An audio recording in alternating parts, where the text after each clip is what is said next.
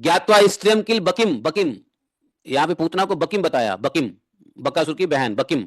तो ज्ञात्वा स्त्रियम किल बकिम प्रति युद्ध कामाम युद्धम कृतम न भवता नृप नीति वृत्तया सा तु त्वयापि भगिनीव कृता प्रशांत्यै साक्षादीयम तु भगनी किमुते विचारात। विचार कीजिए, है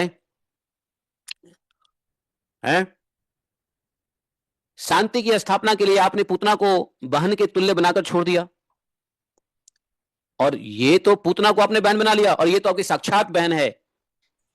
आप किस विचार से अनुचित कृत्य करने में लगे हुए हैं, किस विचार से आप ये गलत काम कर रहे हैं।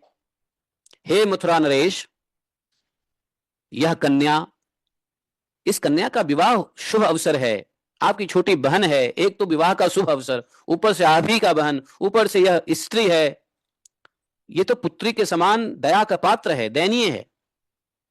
यह सदा आपको सद्भावना प्रदान करती आई है, आपको भाई मानती आई है, इसका वध करना आपके लिए कदापि उचित नहीं है। आपकी चित्तवृत्ति तो दीन दुखियों के दुख दूर करने में ही लगी रहती है। तो इस प्रकार से जब वसुदेव ने समझाया, फिर भी कंस को अपना जान इतना प्यारा था कि वसुदेव के समझाने के बाद भी कंस बात नहीं माना। वसुदेव जी समझ गए ये भगवान की विधान है, भगवान का किया हुआ कुछ ऐसी लीला है, या काल की ऐसी ही गति है।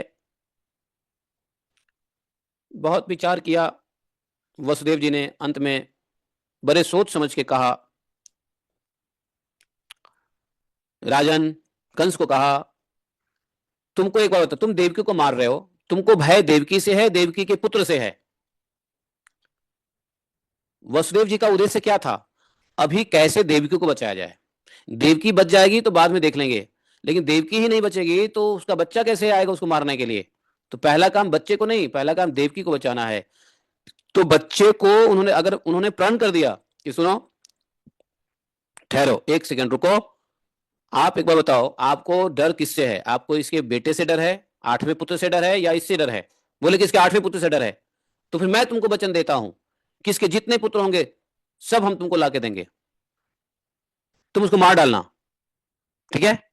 अब छोड़ दो, तुमको मैं बचपन में ही ला के मार दे दूंगा ना, तो तुम उसको मार देना,